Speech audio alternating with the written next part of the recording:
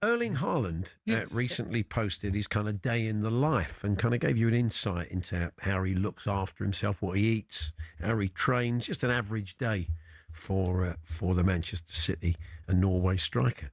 Well, Sam Delaney thought he would give that a try and try and live the life. He's a touch older, possibly not as fit. Not quite as long a hair. No, that's true. He rarely the ponytail is a not a look he goes for. No, not really. And he wrote it for the Telegraph, and he's going to tell us a bit more about it now. Good afternoon, Sam. Afternoon, chaps. Yeah, I mean, most people looked at that and thought, "Blimey, that sounds it sounds great," but you wanted to step into those shoes. Well, they asked me to, Right. and I said yeah, because whatever, I'll do it if they're paying. And one line I wouldn't cross was they said, "Will you wear a Man City shirt?"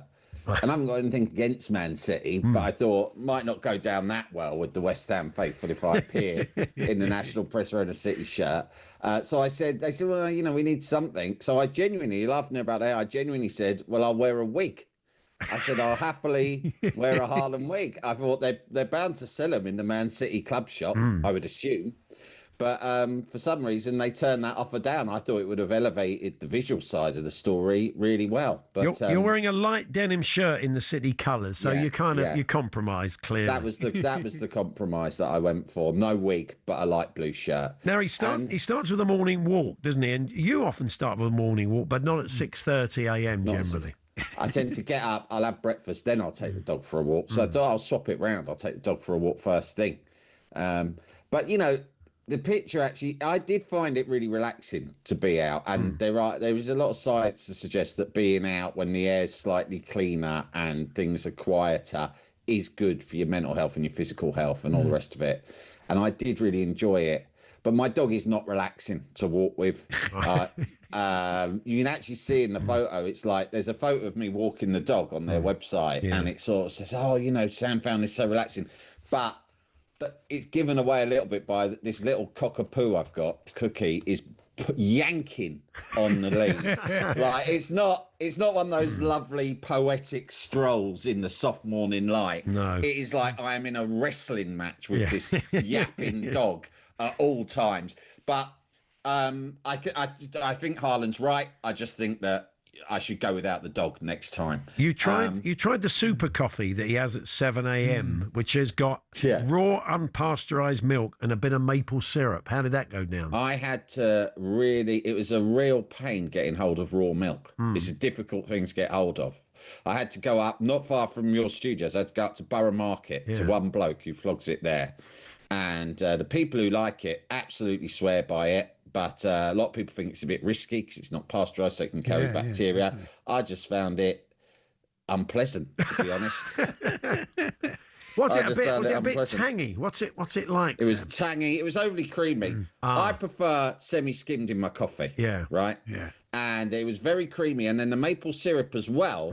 You're basically drinking one of these milky, sugary sort of coffee drinks that like a builder's coffee, 3 sugars. I'm not even sure about that. I think it's like a kiddie's drink. Right? Okay. That's what I know. This is like kiddie coffee. Yeah. I don't want it. It made me feel nauseous. That was, of all the things that I did, that was the worst because it was such a pain. I had to get on a train to buy a pint of milk. That is mad, isn't it? Don't you think, though? I mean, how much, having done this, Sam, how much of this is down to genetics and physical attributes? I mean, he's just, he's an incredible specimen. He's got a good starting point, but he does work hard on the maintenance, doesn't he? Are we talking about Erling or me here? Oh, well, I'm both confused. really. I'm confused because when you say a remarkable specimen, you're right, Andy, I am. And a lot of people do say that. And I'm flattered for you to point it out. And, but, the thing is, funny enough, I went to do the ice bath and the sauna, and the therapist, the wellness therapist at the sort of spa place I went to, she happened by coincidence to be from the same town as Erling Haaland grew up in. So I got some good insight to the culture of how they live. And it's quite remote in the southwest, and it's far away from any of the cities, and it's a very rural farming sort of community. And from a very early age, things like swimming in ice cold water early in the morning, taking saunas straight afterwards, drinking raw milk straight from the farm, eating meat straight from the farm, and all that sort of stuff. Eating a very simplistic diet with a lot of meat and potatoes and dairy and all of these things. She said that's how everyone there has lived for generations. And the only other thing we do, she said, there's not much to do. So the main activity is playing football. And I thought, well, this guy's from generations of people who've just eaten huge bits of meat, consumed huge amounts of dairy, swum in ice cold water, and played football all day. And the result we have is a man that, I mean, even before we knew any of this, he has been regarded and described by many as superhuman. That is what he's like, isn't he? He's superhuman, but he does work out. You know, he's got this routine that he does. He's got the physio comes around every morning to his house. Doesn't even wait for him to get in. The city physio comes to his house and stretches him and manipulates him after breakfast. And he takes it all very, very seriously. He takes nutrition extremely seriously. And he's an impressive guy because he's, you know, he lived on his own since he was 16 when he first moved to his first professional club away from home. And he said, I've always had to cook and clean for myself. That's why I know how to cook. So you expect these footballers to always be very pampered and spoilt, but he seems someone who kind of takes all of this stuff very serious and looks after himself quite well. Did you, I mean, I know you said in the piece that the stretching you felt was pretty beneficial, but what about the ice bath? Did it get you in the mood? The ice bath and quick sauna turnaround, is that something you'll try again? I think I will.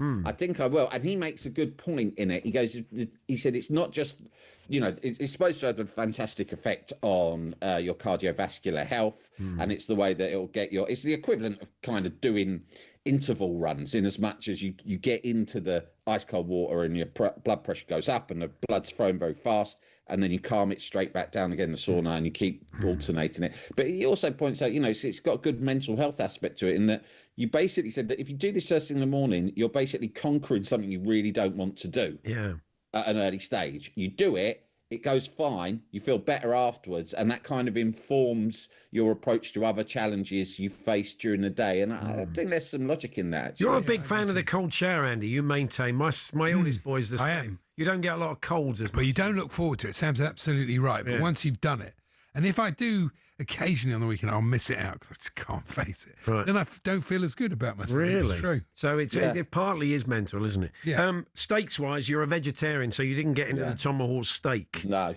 So that was one aspect you couldn't try. Overall, Sam, would you? What were the bits that you would? What were the takeaways? You probably had a takeaway afterwards. But I did to make up.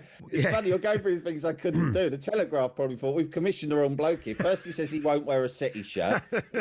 Now he won't eat a steak. Is there anything he is prepared to do that Erling Haaland does? Yes. But you know, it was too late by then. They'd already commissioned me. I think that the things that I will definitely try again are the ice baths and saunas, which I'd never tried an ice bath before. I'd always been curious. I don't know if I'd have ever had the courage unless I was being paid to do it. Now I've done it, I think it is beneficial. And the early morning walks and the stretching, absolutely. I mean, you know, I go running a lot and I go to the gym a lot, and I'm 50 years old, so I've always got some sort of pain going on, usually in my back. And if I was a bit more consistent with the stretching, it would make a big difference. So I do think that I've picked up a few little things that I'll continue, but just not raw milk and maple syrup in the coffee. Forget that. Could you play up front for City now, you think? Could you have that? I could give me the last 5 minutes if you're chasing a goal. Right, and just stick me up front, and I might squeeze into West Ham's lineup. Well, you could full crew, maybe you could just step in for him, couldn't you? I'm a lot fitter than he is most of the time. 2 in a row, Sam. It's dreamland, isn't it? 2 wins in a row. Yeah, it turns out we were massive all along. It was only a blip. It is tremendously exciting. It was very strange when Nuno took over, because I think everyone agreed it was a great appointment, and then he just really picked some very strange, very, very strange lineups in his first 2 games, and we lost. And we thought, what's going on here? I thought this was a safe pair of hands. But then since then, he just changed to a very positive lineup, changed whole midfield, brought in a youngster, Freddie Potts, into midfield. And suddenly the team look up for it. They look like they all know what they're supposed to be doing. They're working hard. They're scoring goals. It's an amazing turnaround. We do have a very, very hard run of fixtures between now and New Year, but I think the main thing is there's hope now, whereas before there was none. So we'll see what happens, but I think Nuno, it was a very good appointment. Good stuff, Sam. Good to talk to you. Thanks very much. Cheers, lads. All the best. All the best. Sam Delaney there. You can read it on the Daily Telegraph's website and see the pictures of Sam living the life of Erling Haaland, and it is a West Ham podcaster